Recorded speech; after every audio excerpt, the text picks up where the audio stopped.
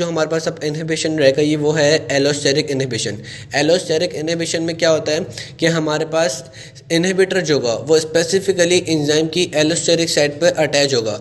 Non competitive में क्या हो रहा था कि एंजाइम की कहीं पर भी जाके अटैच हो जाएगा, लेकिन एलोस्टेरिक में क्या होगा कि स्पेसिफिकली एलोस्टेरिक साइट जो कि एक्टिव साइट की जगह दूसरी एक और साइट होती है, दो ही साइट होती है एंजाइम में, एक तो एक्टिव साइट और दूसरी एलोस्टेरिक साइट। एलोस्टेरिक साइट पर जाके क्या हो जाएगा, अटैच हो जाएगा। एलोस्टेरिक इनहिबिशन में क्या है कि हमारे पास एलोस्टेरिक साइट पर जाके कोई ना कोई चीज़ इनहिबिटर जो है वो अटैच हो जाएगा। अब ये जो होता है ये either it can be the product, ठीक है, प्रोडक्ट जो है वो हमारे पास अगर बहुत ज़्यादा बढ़ जाए तो वो भी यहाँ पर जाके अटैच हो जाता है, या हमारे पास सर्टेन मॉड्यूलेटर्स होते हैं वो भी जाके यहाँ पर अटैच हो जाते हैं।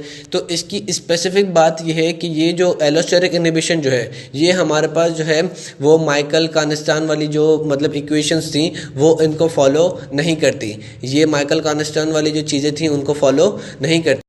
टाइप्स ऑफ एलोस्टेरिक इनहिबिशन के टाइप और एम टाइप बहुत ज़्यादा आसान है, ठीक है। के टाइप और एम टाइप बहुत ज़्यादा आसान है। इसमें हम डिस्कस करेंगे कि के टाइप में क्या होता है कि हमारे पास इनहिबिटर जो होता है वो एलोस्टेरिक साइड पर जाके अटैच तो होता है, लेकिन ये हमारे पास क्या करता है, ये हमारे पास के एम की वैल्यू जो है वो बहुत ज़्यादा बढ़ा देता है। यानी कि हमारे पास बहुत ज़्यादा सबस्ट्रेट रिक्वायर होगा किस चीज़ के लिए कि वो हमारे पास half of the maximum velocity पे पहुंच सके, लेकिन जो हमारे पास वी मैक्स जो होगी वो अनचेंज होगी। ये बस अजीब सा चक्कर है कि ये हमारे पास एलोस्टेरिक साइड पर अटैच हो रहा है, यानी कि अटैच हो रहा है other than the active side, और क्या करा रहा है कि के एम को हाई करा रहा है और वी मैक्स अनचेंज है। एम टाइप के अंदर क्या होता है, एम टाइप के अंदर क्या होता है कि अटैच तो एलोस्टेरिक साइड पर ही हो रहा है, इनहिबिटर अटैच एलोस्टेरिक साइड पर ही हो रहा है, लेकिन वो क्या करा रहा है, वो हमारे पास है ना के एम को अनऑल्टर रख रहा है और वी मैक्स को क्या करा रहा है, डिक्रीज करा रहा है। K M unalter, V max decrease in M, ठीक है। उसके बाद अगर हमारे पास एलोस्टेरिक एक्टिवेटर्स जो होते हैं, ये तो हमने डिस्कस कर ली इनहिबिटर को। एक्टिवेटर जो होते हैं वो क्या करते हैं, वो अटैच तो एलोस्टेरिक साइड पर ही होते हैं, लेकिन वो क्या कराएंगे, एक्टिवेटर हैं तो अब वो हमारे पास क्या कराएंगे कि के एम को क्या कराएंगे, डिक्रीज कराएंगे। एलोस्टेरिक क्या कराएंगे, के एम को क्या कराएंगे, डिक्रीज कराएंगे एक्टिवेटर्स, क्योंकि जितना ज़्यादा के एम डिक्रीज होगा उतनी जल्दी हमारे पास क्या होगा कि है ना एंजाइम जो है वो सबस्ट्रेट को प्रोडक्ट के अंदर बना के फेंकेगा। उसकी एफिनिटी, एंजाइम की एफिनिटी टुवर्ड्स द सबस्ट्रेट कम होगी, कम सबस्ट्रेट की कंसंट्रेशन रिक्वायर होगी कि हमारे पास half of the maximum velocity reach हो जाए। तो एलोस्टेरिक एक्टिवेटर्स क्या कराते हैं, वो हमारे पास डिक्रीज कराते हैं इन द के टाइप और इंक्रीज कराते हैं एम टाइप, क्योंकि एम टाइप जो होती है वो के एम को अनअल्टर रखता है और है ना, लेकिन एम टाइप में क्या हो रहा था कि वेलोसिटी डिक्रीज हो रही थी। तो ये लोग एलोस्टेरिक एक्टिवेटर्स क्या कराते हैं कि वेलोसिटी को भी इंक्रीज कराते हैं, एम टाइप वालों को भी इंक्रीज कराते हैं और के टाइप वालों को क्या कराते हैं, डिक्रीज कराते हैं। क्योंकि के टाइप वाले क्या कर रहे थे, के एम को हाई कर रहे थे, यानी कि बहुत ज़्यादा सबस्ट्रेट की कंसंट्रेशन रिक्वायरमेंट मांग रहे थे, तो उसको ये लोग डिक्रीज करा देते हैं और एम टाइप को इंक्रीज करा देते हैं। एम टाइप को इंक्रीज कराया इट मीन्स कि इन्होंने है ना वो एम टाइप को इंक्रीज कराया क्योंकि के एम जो है वो या तो वो सेम रख रहा है, और उसमें ये लोग क्या करेंगे, एम टाइप को इंक्रीज करा देंगे, साथ साथ के एम को डिक्रीज भी करा देंगे स्लाइटली एक्टिवेटर्स, ठीक है। और क्या कराएंगे, के एम को डिक्रीज करा देंगे, वेलोसिटी को एम टाइप वाले में इंक्रीज करा देंगे, ठीक है। तो इससे क्या होगा कि हमारे पास है ना वो प्रोडक्ट जो है वो बहुत ज़्यादा मिलेगी। अगर हम इसका एलोस्टेरिक इनहिबिशन का एक्शन देखें, एलोस्टेरिक इनहिबिशन का एक्शन देखें तो इसमें क्या होता है कि एंड प्रोडक्ट जो है, इसमें पायरिमिडीन की बायोसिंथेसिस की एग्जांपल दी हुई है। इसमें एंजाइम कौन सा यूज़ हुआ हुआ है, एस्पार्टेट ट्रांसकार्ब अमाइलेज। इसमें क्या होता है कि ये एंजाइम जो होता है ये हमारे पास है ना पायरिमिडीन की सिंथेसिस में पहले स्टेप को क्या करता है, कैटेलाइज करता है। पहले स्टेप को ये क्या करता है, कैटेलाइज करता है, ठीक है। तो जब हमारे पास है ना बहुत ज़्यादा प्रोडक्ट बन रहा हो, जब हमारे पास क्या हो इस रिएक्शन से बहुत ज़्यादा प्रोडक्ट जो है वो बन रहा हो, और लास्ट प्रोडक्ट क्या था, सिस्टीन ट्राइफॉस्फेट, सीटीपी क्या है, बिल्कुल लास्ट प्रोडक्ट है। अब जब इसकी कंसंट्रेशन बहुत ज़्यादा बढ़ जाएगी तो वो क्या करेगा, वो हमारे पास एलोस्टेरिक इनहिबिशन शो करेगा। एलोस्टेरिक इनहिबिशन कैसे शो करेगा, एलोस्टेरिक साइड पर जाके बाइंड हो जाएगा और हमारे पास एक्टिव साइड को क्या कर देगा, अल्टर कर देगा, जिसकी वजह से क्या होगा कि जो पहला हमारा एंजाइम है एसीटेज, जिसको हम कहते हैं वो एटीकेज जो हमारा एंजाइम था, वो अब हमारे पास क्या होगा कि मोर प्रोडक्ट जो है वो नहीं बना सकेगा क्योंकि एलोस्टेरिक इनहिबिशन हो रही है। अब फिर हमने एक एक्सपेरिमेंट किया कि ये जो एलोस्टेरिक इनहिबिटर, वो तो मैंने आप लोग को बता दिया ना कि एलोस्टेरिक साइट पर अटैच हो रहा है। अब ये वाकई एलोस्टेरिक साइट पर अटैच हो भी रहा है कि एक्टिव साइट पर अटैच हो रहा है, इस चीज़ को प्रूफ करने के लिए क्या हुआ कि ये जो हमारे पास हमने एक्सपेरिमेंट किया, हमने क्या किया, एक्सपेरिमेंट में ये हुआ कि जैसे ही हमने ये एंजाइम लिया जो कि हमारे पास इनहिबिट हो चुका है, जो हमने एटीकेस एंजाइम लिया जो कि हमारे पास क्या हुआ है कि एंड प्रोडक्ट इनहिबिशन में जा चुका है। अब इस एंजाइम को हमने ट्रीट कराया किससे, मर्क्यूरल से। इस एंजाइम को हमने ट्रीट कराया किससे, मर्क्यूरल से। वो उससे जब ट्रीट करवाया तो हमारे पास नतीजा ये निकला कि हमारे पास एंजाइम जो था वो एंड प्रोडक्ट इनहिबिशन से निकल गया और एंजाइम दोबारा कैपेबल हो गया कि वो हमारे पास प्रोडक्ट बना सके। तो इस चीज़ से साइंटिस्ट ने कंक्लूजन ये निकाला कि अब अगर ये हमारे पास एंजाइम दोबारा एक्टिवेट हो चुका है, एंजाइम दोबारा कैपेबल हो गया है प्रोडक्ट बनाने के, तो इससे साइंटिस्ट ने ये कंक्लूजन निकाला कि जो हमारे पास एंड प्रोडक्ट था वो एक्टिव साइट पर अटैच नहीं हो रहा था, एलोस्टेरिक साइट पर अटैच हो रहा था। अब जैसे ही उन्होंने देखा कि एलोस्टेरिक साइट से वो प्रोडक्ट निकल गई तो हमारे पास एक्टिव साइट ने अपनी कैटालाइटिंग पावर दोबारा रिगेन कर ली। अगर ये हमारे पास एक्टिव साइट पर अटैच हो रहा होता तो मर्क्यूरल से जब हमने ट्रीट कराते तो ये हमारे पास नहीं निकलता, ये अपनी पावर, कैटालाइटिंग पावर को दोबारा रिगेन नहीं कर सकती थी। तो ये प्रैक्टिकल ये जो मतलब पिंक बॉक्स जो है ये बहुत ज़्यादा इंपॉर्टेंट है। कौन सा वाला, एलोस्टेरिक एंजाइम का एक्शन। लास्ट के कुछ फ्यू टॉपिक्स ही रह गए इस चैप्टर के, बहुत बड़ा चैप्टर हो गया लेकिन ये चैप्टर थोड़ा इंटरेस्टिंग था तो मैंने थोड़ा बड़ा कर दिया। लास्ट के कुछ टॉपिक ही रह गए कि हमारे पास एलोस्टेरिक एक्टिवेशन से हमारे पास फीड फॉरवर्ड का क्या ताल्लुक है। यानी कि अगर हमारे पास कोई मेटाबॉलाइट है जो कि एलोस्टेरिक साइट पर जाके अटैच हो रहा है तो वो हमारे पास किस तरीके से फीड फॉरवर्ड का मतलब काम कर रहा है। फीड फॉरवर्ड ये कि हमारे पास है ना कोई चीज़ होने वाली है उससे पहले उस सब्सटेंस को एक्टिवेट करा दे। फीड फॉरवर्ड का क्या मतलब होता है कि कोई काम होने वाला हो, उस काम के होने से पहले किसी चीज़ को एक्टिवेट करवा दिया जाए। जैसे मैंने पहले बताया था कि आपने शुगर ली मुंह में, ठीक है, आपको पता है कि बॉडी के अंदर अब है ना शुगर लेवल बढ़ जाएगा तो बॉडी ने पहले ही इंसुलिन निकाल दिया। इसी तरीके से ये कहलाता फीड फॉरवर्ड। इसी तरीके से अगर हम एंजाइम में फीड फॉरवर्ड का एक्शन देखें तो इसमें क्या होता है कि हमारे पास है ना ग्लाइकोलाइसिस के अंदर एक स्टेप होता है जिसमें ये होता है 1,6 फ्रक्टोज बायफॉस्फेट एक कंपाउंड बनता है, ठीक है। अब ये क्या कराएगा, ये हमारे पास टूटता है दो प्रोडक्ट्स के अंदर, 1,6 फ्रक्टोज बायफॉस्फेट दो प्रोडक्ट्स के अंदर टूटता है, ठीक है। अब जिन दो प्रोडक्ट्स के अंदर ये टूटेगा उन दो प्रोडक्ट के ऊपर जो एंजाइम ऐड कराएगा ना उसको ये पहले ही एक्टिवेट करा देता है, ठीक है। अभी ये टूटा नहीं है, 1,6 फ्रक्टोज बायफॉस्फेट टूटा नहीं है, टूटेगा, ठीक है। तो ये क्या करता है, ये जब ये टूटने के बाद जो प्रोडक्ट्स देगा उनको कन्वर्ट, उनके ऊपर जो एक्टिवेट होने वाला एंजाइम जो है ना ये उसको एक्टिवेट कराता है। 1,6 फ्रक्टोज बायफॉस्फेट क्या कराता है कि जो अपने जो इसके प्रोडक्ट्स बनेंगे उनके ऊपर जो एक्टिवेट होने वाला एंजाइम होगा उसको ये पहले ही एक्टिवेट करा देता है कि भाई अब देखो मैं टूटने वाला हूँ, तुम एक्टिवेट हो जाओ, फिर तुम उन प्रोडक्ट्स के ऊपर ऐड कर लेना। तो ये फ्रक्टोज 1,6 बायफॉस्फेट क्या करता है, ये हमारे पास है ना एलोस्टेरिक साइट पे जाके अटैच हो जाता है किसके, है ना उसके काइनेस एंजाइम, वो कौन सा एंजाइम है मेरे ख्याल से, एक सेकंड में देखूँ, हाँ पायरुवेट काइनेस एंजाइम जो कि इसके प्रोडक्ट्स के ऊपर ऐड करेगा उनकी है ना एलोस्टेरिक साइट पे जाके अटैच हो जाता है और उसको एक्टिवेट करा देता है। तो ये हमारे पास एलोस्टेरिक फीड फॉरवर्ड मैकेनिज्म था। हेट्रोट्रोपिक एलोस्टेरिक मॉड्यूलेशन और homotropic allosteric modulation. Heterotropic allosteric modulation का मतलब ये होता है कि हमारे पास अगर ओलिगोमेरिक एंजाइम है, हमारे पास कौन सा एंजाइम है, ओलिगोमेरिक, जिसमें हमारे पास क्या है कि दो से ज़्यादा पॉलीपेप्टाइड जो है वो एंजाइम के अंदर मौजूद हैं। अब दो से ज़्यादा पॉलीपेप्टाइड जो है वो एंजाइम के अंदर मौजूद हैं तो इसमें क्या होगा कि एक पॉलीपेप्टाइड के ऊपर एक्टिव साइड होगा और दूसरी पॉलीपेप्टाइड पे क्या होगा, हमारे पास है ना वो होगी दूसरी साइड होगी एलोस्टेरिक साइड। एक पॉलीपेप्टाइड पे एक्टिव साइड, दूसरी पॉलीपेप्टाइड पे क्या होगी हमारे पास एलोस्टेरिक साइड। एक पॉलीपेप्टाइड पे एक्टिव साइड, दूसरी पे हमारे पास क्या होगी, एलोस्टेरिक साइड होगी।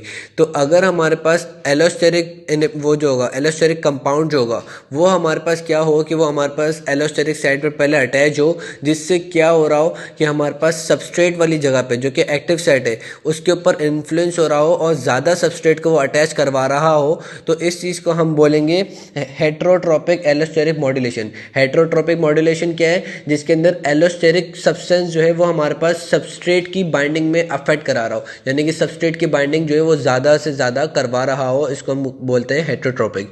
और होमोट्रोपिक किसको बोलेंगे?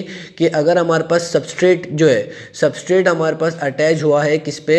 अपनी सबस्ट्रेट वाली जगह पे, और उस पे अटैच होने के बाद उससे क्या हो रहा हो कि हमारे पास इसकी जो ओलिगोमेरिक है, उसकी जो दूसरी पॉलीपेप्टाइड है, उसकी जो एक्टिव साइड होगी, दूसरी पॉलीपेप्टाइड पे जो हमारे पास एक्टिव साइड होगी या हमारे पास सबस्ट्रेट वाली साइड होगी, उस पे ये अपने ही जैसे दूसरे सबस्ट्रेट को अटैच करवाने में हेल्प दे, तो इसको हम बोलेंगे होमोट्रोपिक। होमोट्रोपिक में क्या होता है कि एक सबस्ट्रेट जो होता है वो ही अपने दूसरे सबस्ट्रेट की अटैचमेंट के लिए इन्फ्लुएंस करता है अपने दूसरी एक्टिव साइड पे।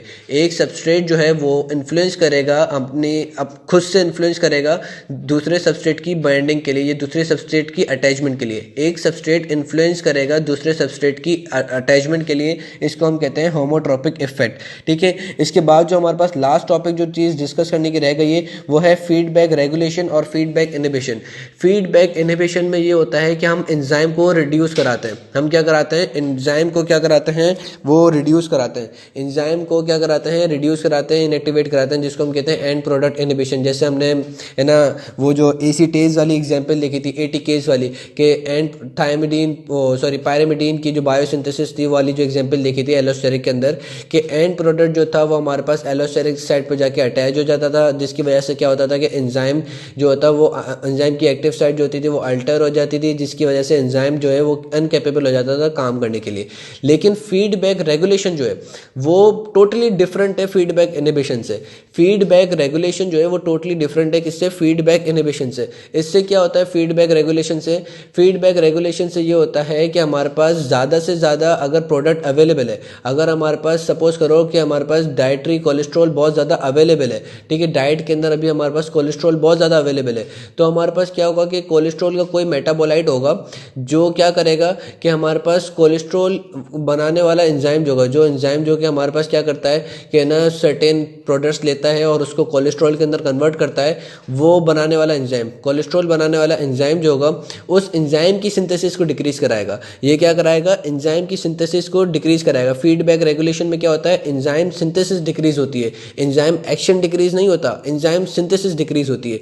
और वो सिंथेसिस डिक्रीज कैसे होगी कि कोलेस्ट्रॉल का कोई मेटाबोलाइट आएगा और वो जो जीन जो है, जो सेल, कोई स्पेसिफिक सेल की जो जीन जो होती है जो हमारे पास कोलेस्ट्रॉल को बनाने वाला एंजाइम बनाती है, उस जीन के ऊपर जाके एक्शन करेगा। एचएमजी जो एंजाइम होता है जो कि कोलेस्ट्रॉल बनाता है, उसको वो जो एचएमजी जो एंजाइम को बनाने वाली जो जीन होगी, उस जीन के ऊपर जाके है ना कोलेस्ट्रॉल का मेटाबोलाइट ऐड करेगा और उस जीन को इनहिबिट कराएगा। क्या करेगा? उस जीन को इनहिबिट कराएगा। जीन को इनहिबिट कराएगा, एंजाइम नहीं बनेगा। जीन को इनहिबिट कराएगा, एंजाइम नहीं बनेगा। फीडबैक रेगुलेशन में क्या होता है? एंजाइम नहीं बनता। फीडबैक इनहिबिशन में क्या होता है? एंजाइम को इनएक्टिवेट किया जाता है। सो ये आपका ऑलमोस्ट एंजाइम कंप्लीट हुआ। उसके बाद जो हमारे पास है ना थेरापेटिक यूजेस ऑफ एंजाइम है, उनको आपको अच्छे तरीके से देखना होगा, वो बहुत ज़्यादा यार ये सत्या से ये एंजाइम्स वाला देख लेना कि एंजाइम्स कौन सी क्लिनिकल कंडीशन में इंक्रीज हो जाते हैं।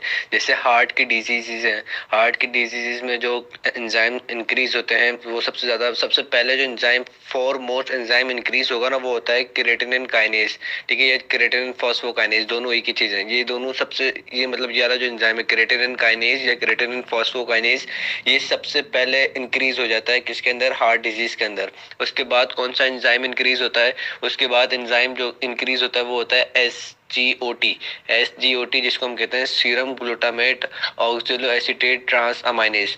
एसजीओटी या इसको हम कहते हैं एएसटी भी कहते हैं, हाँ शायद इसको एएसटी भी कहते हैं, एसजीओटी, और इसको हम एएसटी भी कहते हैं। ये फिर इंक्रीज होता है। उसके बाद जो हमारे पास है ना जो एंजाइम इंक्रीज होता है वो होता है लैक्टेट डिहाइड्रोजिनेज। लेकिन लैक्टेट डिहाइड्रोजिनेज जो होता है ये हमारे पास दूसरी क्लिनिकल कंडीशन लाइक है ना ल्यूकेमिया में सबसे ज्यादा इंपॉर्टेंट होता है। ल्यूकेमिया में जो एंजाइम जो इंक्रीज होगा वो ये हमारे पास लैक्टेट डिहाइड्रोजिनेज होता है। उसके बाद जो एंजाइम सबसे ज्यादा इंपॉर्टेंट होता है वो होता है, हाँ ये तीन एंजाइम इंक्रीज होते हैं किसके अंदर? कार्डियक के अंदर। और जो नॉन कार्डियक फैक्टर्स हैं उनमें सबसे पहले जो होता है ना वो होता है कार्डियक ट्रोपोनिन। कार्डियक ट्रोपोनिन सबसे पहले इंक्रीज हो जाएगा किसके अंदर? मायोकार्डियल इंफार्क्शन के अंदर। कार्डियक ट्रोपोनिन इंक्रीज होगा, उसके बाद मायोग्लोबिन इंक्रीज हो जाएगा, ठीक है। और कौन सा नॉन कार्डियक फैक्टर्स हैं, बहरहाल ये 2-3 हैं, ये चार्ट पूरा बना हुआ सत्या में, ये पढ़ लेना लाजमी। उसके बाद अगर हम मसल डिजीज देखें, मसल डिजीज के अंदर सबसे पहले जो चीज इंक्रीज होगी वो होगी एल्डोलेज। सबसे पहले कौन सा एंजाइम इंक्रीज होगा, एल्डोलेज इंक्रीज होगा। उसके बाद फिर लैक्टेट डिहाइड्रोजिनेज, ये एंजाइम जो है वो इंक्रीज हो जाएंगे किसके अंदर, मस्कुलर डिजीजेस के अंदर। उसके बाद जो लिवर की डिजीजेज है कि हेपेटिक सिरोसिस वगैरह हो गया, या है ना हेपेटाइटिस वगैरह हो गया, तो इनमें जो सबसे पहले जो इंक्रीज होगा हेपेटाइटिस वगैरह के अंदर सबसे पहले जो एंजाइम इंक्रीज होता है वो इंक्रीज होगा एसजीपीटी, सीरम ग्लूटामाइन, एसजीपीटी ना, सीरम ग्लूटामाइन पायरोफॉस्फेट ट्रांसअमाइनेज, एसजीपीटी, ठीक है। ये हमारे पास सबसे पहले इंक्रीज हो जाएगा। इसका दूसरा नाम भी है, वो भी देख लेना। एसजीपीटी जो है वो हेपेटाइटिस वगैरह के अंदर इंक्रीज होता है, और एसजीओटी जो है वो हार्ट डिजीजेस और हेपेटाइटिस दोनों में इंक्रीज होगा। ये चीज याद रखना, एसजीओटी जो है वो हेपेटाइटिस और कार्डियक मैनिफेस्टेशन के अंदर दोनों के अंदर इंक्रीज होगा। और एसजीपीटी, एसजीपीटी, एसजीपीटी ये सिर्फ वायरल हेपेटाइटिस के अंदर इंक्रीज होता है।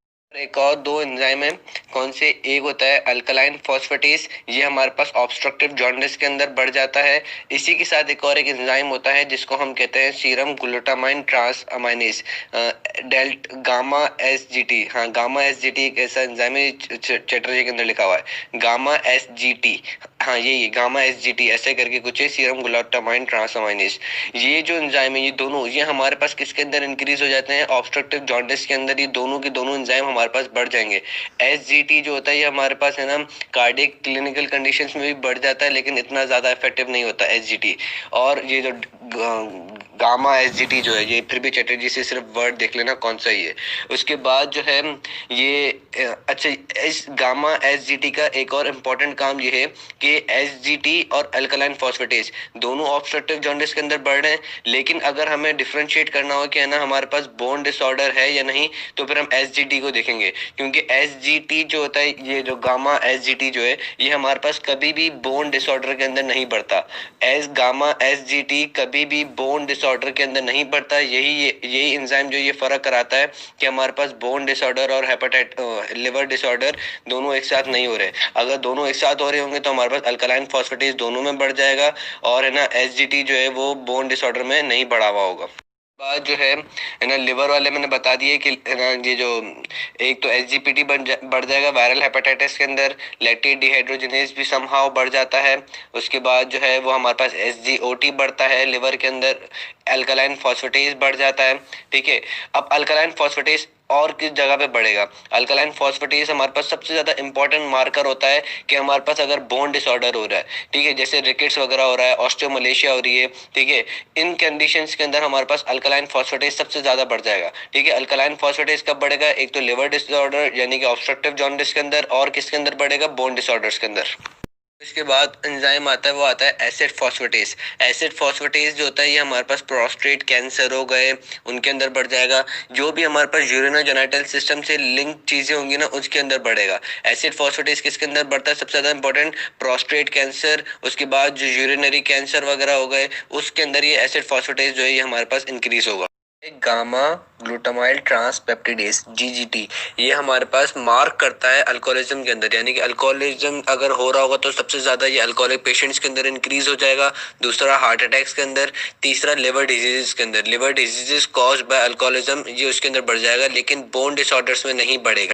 लास्ट जो 2 एंजाइम जो मेरे को बताने हैं जो रह गए वो हैं जो कि हमारे पास माउथ के अंदर, जो कि पेनक्रिया उसको यार क्या कहते हैं, पेनक्रियाटाइटिस इन एक्यूट है ना, पेनक्रियाटाइटिस के अंदर जो बढ़ेंगे वो बढ़ेगा सबसे पहले सीरम अमाइलेज। सीरम अमाइलेज हमारे पास किसके अंदर बढ़ जाएगा, सबसे पहले जो बढ़ेगा एक्यूट पेनक्रियाटाइटिस के अंदर वो बढ़ेगा हमारे पास सीरम अमाइलेज। एक्यूट पेनक्रियाटाइटिस के अंदर सबसे पहले कौन बढ़ेगा, सीरम अमाइलेज। एक्यूट पेनक्रियाटाइटिस के अंदर सबसे पहले कौन बढ़ेगा, सीरम अमाइलेज। साथ साथ में कौन सी चीज होनी चाहिए, अमाइलेज कब बढ़ेगा? जब हमारे पास ये पैनक्रियाटाइटिस हो रहा हो और साथ में मम्स हो रहे हो। मम्स जो होते हैं ना, जो कि हमारे पास है ना, जो हमारे पास जो क्या कहते हैं, गाल जो होते हैं वो थोड़े से फूले फूले हो जाते हैं।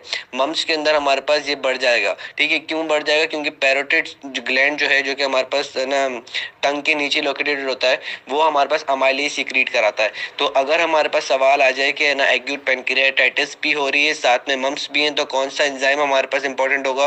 वो होगा हमारे पास सीरम अमाइलेज। उसके बाद एक और एंजाइम है जो कि हमारे पास किसके अंदर बढ़ जाता है ना, इस एक्यूट पैनक्रियाटाइटिस के अंदर बढ़ता है, वो है सीरम लाइपेज। सीरम लाइपेज कब बढ़ेगा? जब हमारे पास एक्यूट वो होगा, पैनक्रियाटाइटिस भी होगी, साथ साथ में क्या होगा, इंटेस्टाइन हमारी थोड़ी रप्चर हुई भी होगी, इंटेस्टाइन के अंदर पस होगा, या इंटेस्टाइन के अंदर हमारे पास क्या निकल रहा होगा, परफोरेशन होंगी, जिसमें से ब्लड वगैरह जो हो रहा होगा वो लीक हो रहा होगा। ठीक है, ये चैटर्जी के अंदर चार्ट है, ये पूरा चार्ट आप लोग को पढ़ना है।